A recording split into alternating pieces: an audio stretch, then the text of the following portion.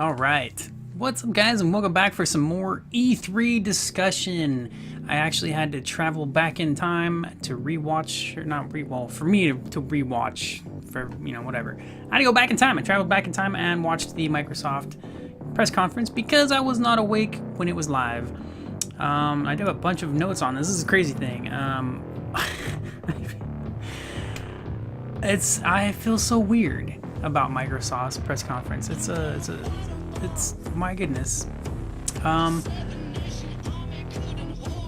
felt like it was a good one, but I wasn't wowed by it. Like when Sony's conference was over, I was like, "Whoa! Did you see that? It was so cool." I wrote down a note like, let me see here. Like at the beginning, I was like 10 minutes or well, maybe 15 to 20 minutes. I was a little bit into the Xbox One conference, right? And I was just like, oh my gosh, it's like Sony threw out the biggest punches, knocked Microsoft down on the floor, and they're just on the ground rolling around going, but we have all these things. But it turns out by the end of the Xbox One conference, I thought it was good. It's like between meh and good, It was definitely a good list of things that they had. But I was bored through most of it. When they did show cool games being announced or whatever, it was usually like the cinematic trailer or too much gameplay, which is what I actually talked in about a recent video I just made a couple videos ago about gameplay trailers, video game trailers. So, it was just like, my gosh, they did so many things that I hate. But let's talk about it. Let me do this in order here. I've got a... That press conference was pretty crazy. It was a good one too. They had a lot of stuff. So, Gears of War 4, my bad, to begin. Gears of War 4 would have been cool, except the dialogue was so boring. They showed off some gameplay, right? And I'm gonna just guess that it was like the very first level you play in the game.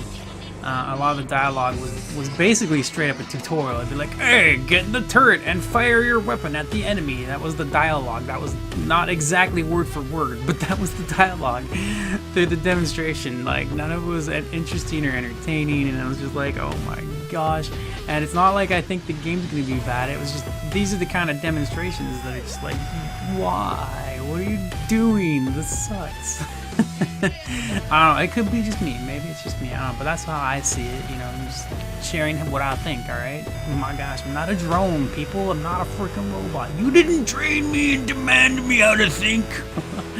Anyways, so Gears of War, so I look forward to it, I do, I'm a bit hyped for the game. I'm not like super overly hyped, but I'm hyped for Gears of War 4. Thanks to so many people finally pretty much getting me to play Gears of War through the series. That's cool. Alright. Killer Instinct. The news for Killer Instinct is I actually thought this was neat, even though DLC. I don't even remember this guy's name, but the final boss from Gears of War 1 is getting playable in Killer Instinct. He's a playable character. I'm pretty sure it was DLC. Most of that stuff is. I might be wrong. If I'm wrong, cool, I'm gonna go play that crap. But I'm probably wrong. Or whatever it was. It's most likely DLC. I don't know. That was cool. That was just like a quick thing I wanted to share. They showed some Killer Instinct stuff, but I think he was the only thing they showed as far as that. Forza Horizon 3, it feels like a must-have for me. Like, I saw that, I was watching the trailer, saw some of the gameplay, and I was like, I want that game. And the biggest reason is the tracks actually look like non-boring tracks.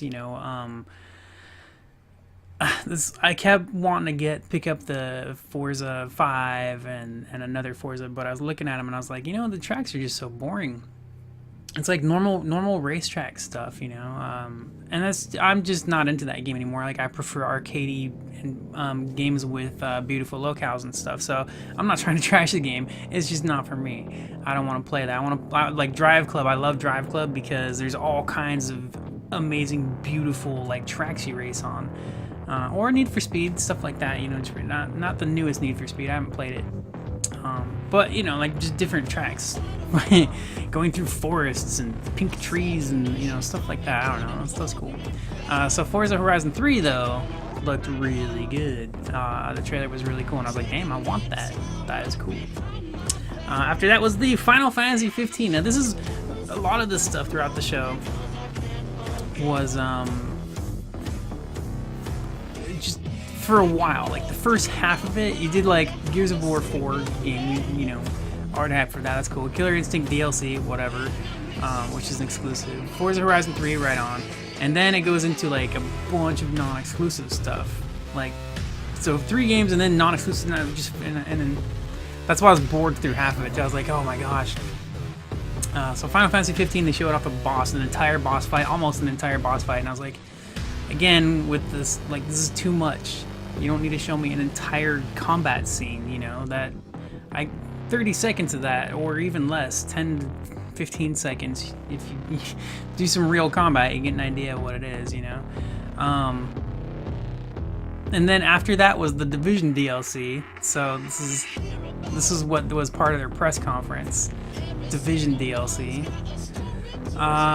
Battlefield 1, of course, but not exclusive. Oh, wrong thing here. And then features, like a bunch of features got added. They actually focused on a lot on that, which is cool because features are a good thing. Let's see, they added background music to where you can add your own background music to your Xbox One. However, I'm not sure. I didn't really, you know, I'll figure that out later, no biggie.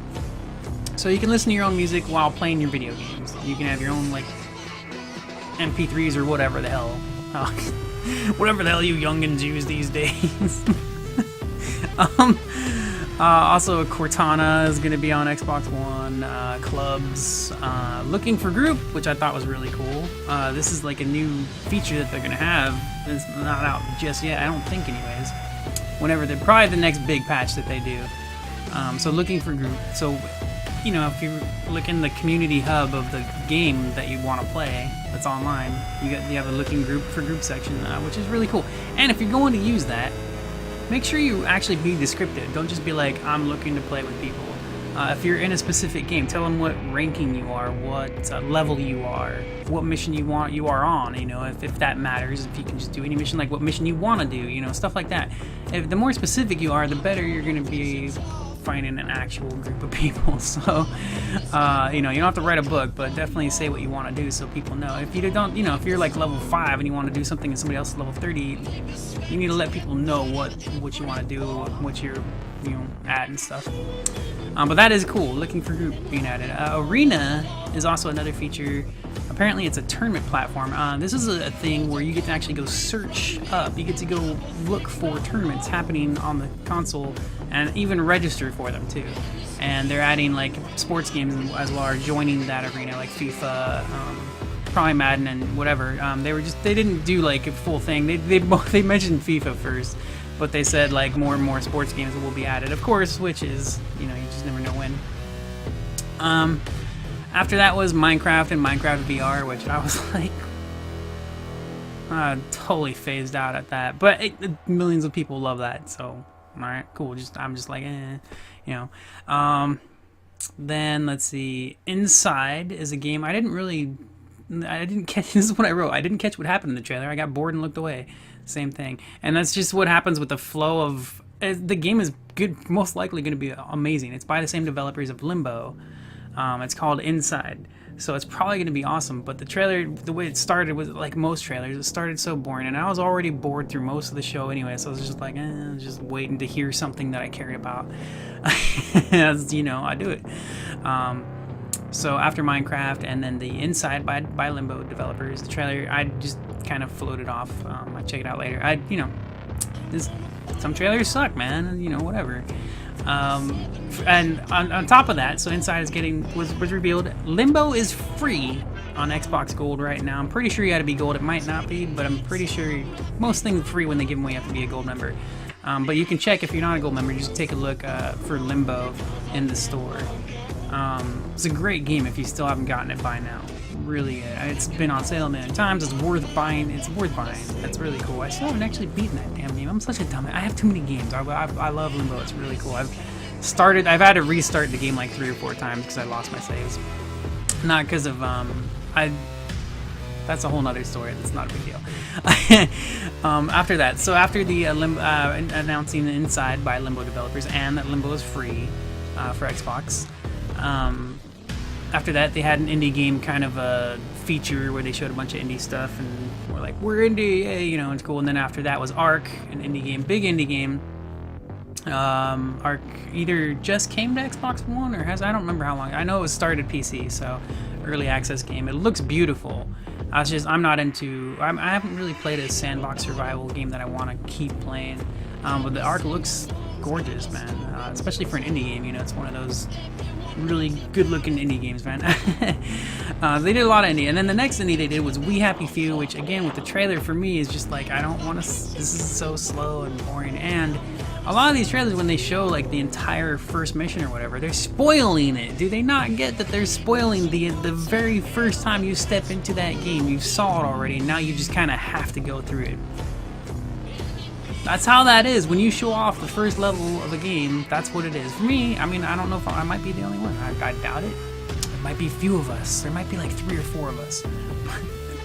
You know, you show me the whole first intro, the whole first level, and then I go play it. I'm like, I saw this, cool, this is cool, but I've already... So We Happy Few, though, is a game I've been very interested in. It looks weird as hell, super cool, and has very interesting concept. It's by the same developers of Contrast, and if you've never played Contrast, you need to go play it because it's a super beautiful platforming game, really interesting story, cool story, and the mechanic, messing with light and shadows, very cool, called Contrast, and their new game is We Happy Few, and it looks really, really cool. The gameplay itself is funky and weird to me, and I'm not really sure exactly how to describe it. So, but it's first person, and the game, the story itself is very weird. You got to check it out. All right, so that was another indie game, and then after that was the Witcher card game called Gwent, which I was again. This is just. It was the flow of everything was just so bad. Maybe it was the order. I'm not sure, but. This time I'm still like, I was so mad that I was so like, I couldn't even get excited for We Happy Few. That's how I was like, duh. And I look forward to We Happy Few. I followed them by myself. I followed them long before Xbox, was like, hey, it's gonna be on Xbox, like I was like, whatever, man, anyways, so then, yeah, Witcher card game. Apparently they said thousands of players asked for a standalone game, so those thousands of players will get it. I'm just kidding. I'm sure it'll be a little bit more than thousands. It might be pretty big. I don't know. Anyways, after that was Tekken 7, which is cool. But again, I'm not really sure if Tekken 7 is an exclusive. So, yeah. And then on top of that, though, in celebration of Tekken 7 and talking about it, for Xbox Gold members, you can pick up Tekken Tag Tournament 2 for free. Not sure how long that'll be on there for. I still haven't picked mine up, but I'm definitely gonna pick that up. I love the Tekken games. I'll casually play it, but it's cool to pick up. It's the Xbox 360 version, just to clear things up, in case you didn't know. Yeah, Tekken Tag Tournament 2 free. Then Dead Rising 4 trailer was ruined for me by the music, and the thing that's funny about it is it was Christmas music, right? Which I get the humor of it. I get the humor because you're mowing down tons of zombies and whatever and all that stuff, and you're having lots of fun with the action there. But because we're nowhere near Christmas, I was just more confused than anything. The thing is, the game releases in December, right? So kind of reminded me just a little bit of The Division, where it was supposed to release in time for the holidays and got delayed until March, and there's still Christmas in the game and all that, But yeah, so Dead Rising 4 Christmas music trailer. If it had different music, if it had like metal or rockish, something a little harder, it would have been more fun and entertaining. But for me, the Christmas music, I was just like, dude, the trailer, either get rid of the Christmas music or don't show that trailer until Christmas, Thanksgiving or something. And just, I don't know. Again, maybe it was just me. I was just like, what the hell, man? I could enjoy this trailer if it wasn't for this damn confusing Christmas music, crap. That's Dead Rising 4 exclusive. getting back into the exclusive Scalebound, which is a game I have been excited. I don't know how long. I'm guessing maybe around a year. But when I first saw the gameplay trailer, like an official 10-minute gameplay trailer, and I saw that, I was like, that's a must-have for me. That is a must-have. And it might end up being disappointing. I don't know. Whatever.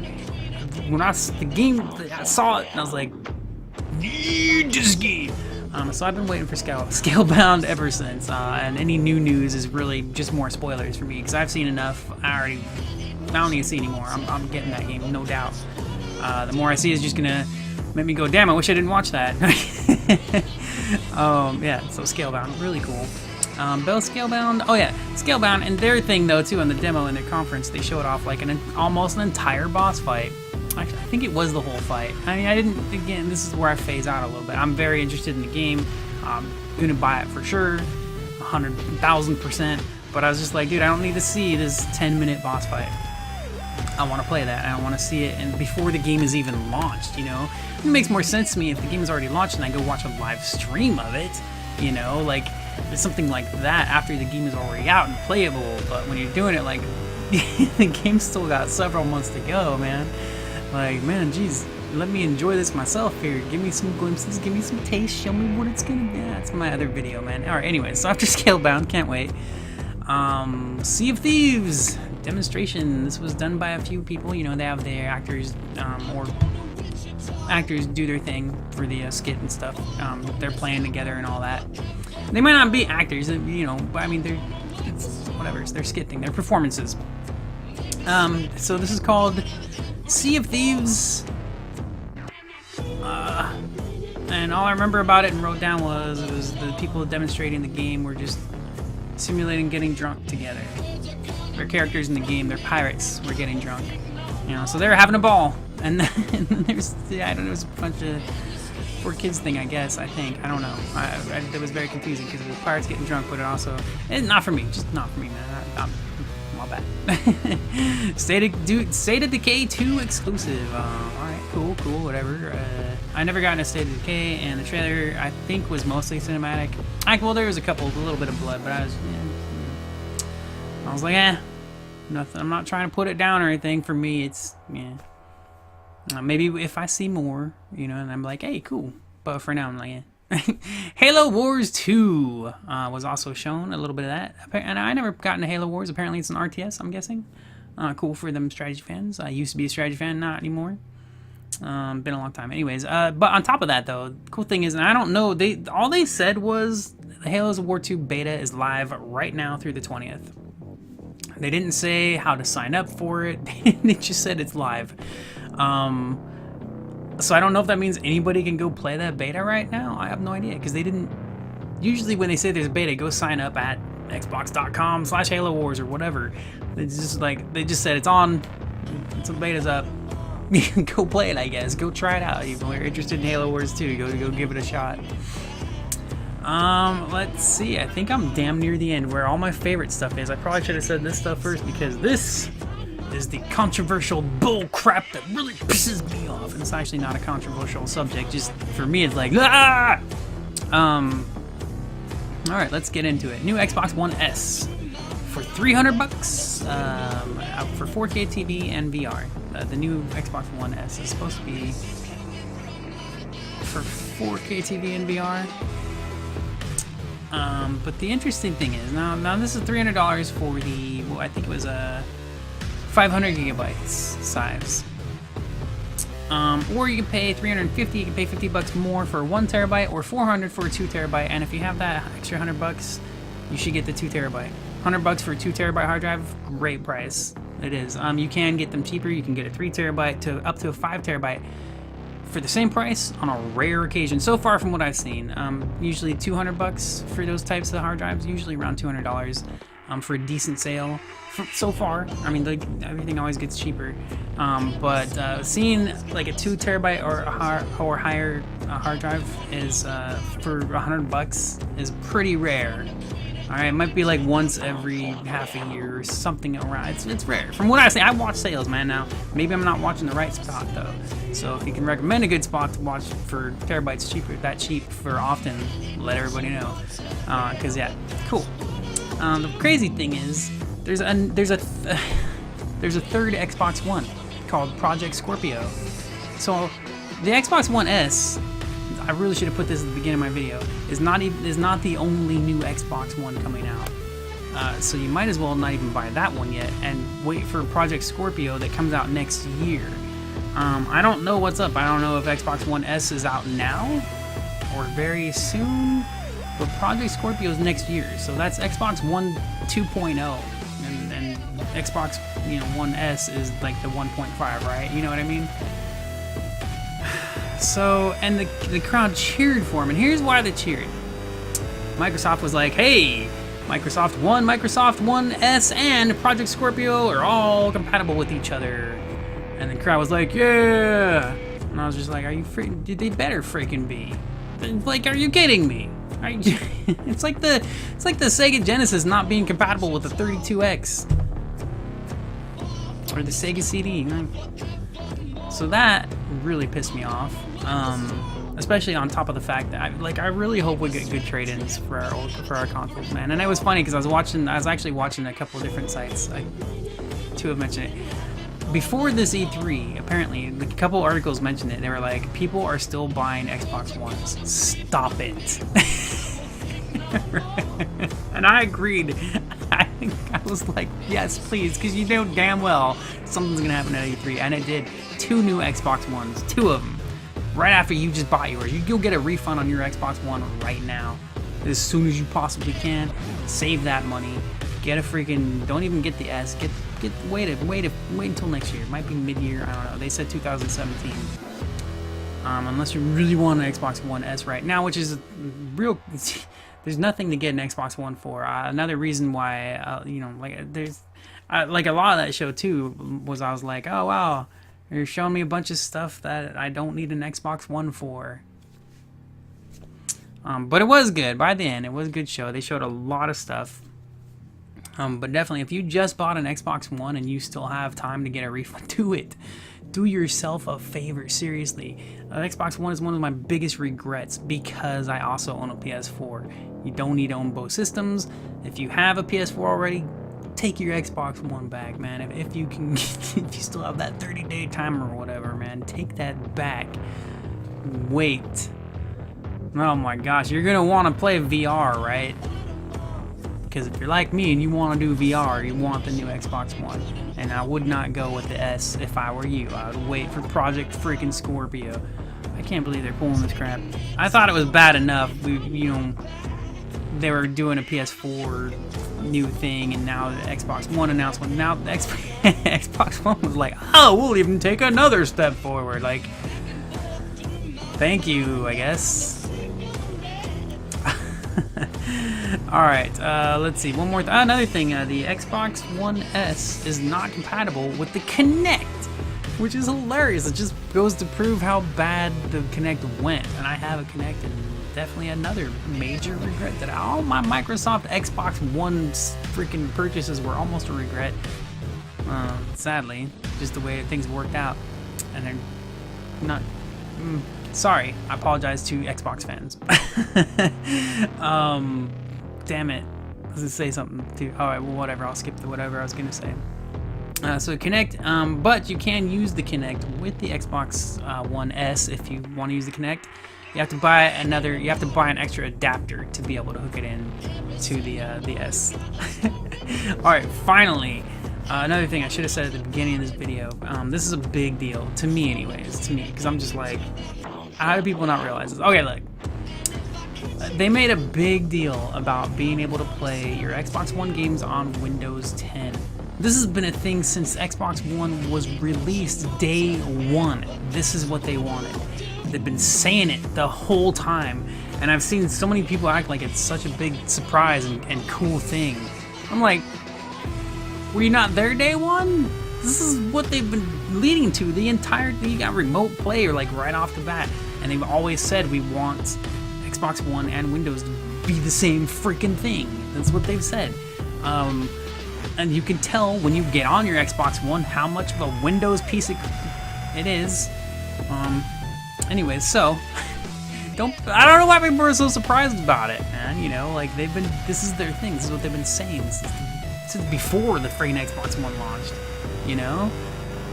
So it is cool. It is cool. I'm not saying it's bad or anything. It just makes me laugh when people are like, "Oh yeah," and it's like, what? They've just been repeating themselves for over a year. You know, they've been like saying the same thing over and over. And I remember I've been in a group and company where that's what happened. I saw it happen. I saw it happen, man. You can't. You try so hard to explain things in the simplest of ways, and people don't get it until they actually experience it. The same thing with all these, you know, these games where they did it with Quantum Break. I think that was like what their first one, right? Their first one where Quantum Break exclusive game, cross, you know, you could do Windows and Xbox. But it was the only game, right? I think for a while. So other than like remote play, that one was like, it was a specific Windows 10 thing. And until you have enough examples, people just, they don't follow along. You have to get into it, you know, like it's just really funny. I don't know, it's funny to me, man. I don't know, because that's what they've been saying the whole time. But until it's in practice, people don't really understand some of the stuff that they've never done before, and that makes sense, right? We gotta learn. So I don't know. Anyways, Microsoft conference, definitely a weird one to watch, especially after, it should have been before Sony, and then people actually, I guess, no, that was actually perfect. I guess Sony was like, bam, here we are, Sony, we're awesome, and then Microsoft came in and was like, we have all this really cool things. It's not the most extravagant show, but look at all this good stuff. You know, it's pretty cool. It was actually pretty cool. I was bored off my ass through most of it, but it was a good overall presentation. Like, you know, they had things to show. They had lots of stuff to go on, and that is really cool. All right, well, thanks again for joining me on another E3 show here, vlog thing, stuff. Let me know what you guys thought. As you can tell, I mean, I had like way more things to list off here in the Xbox One, but yeah, I don't know. Anyways, I'll see you guys around. Have an awesome night.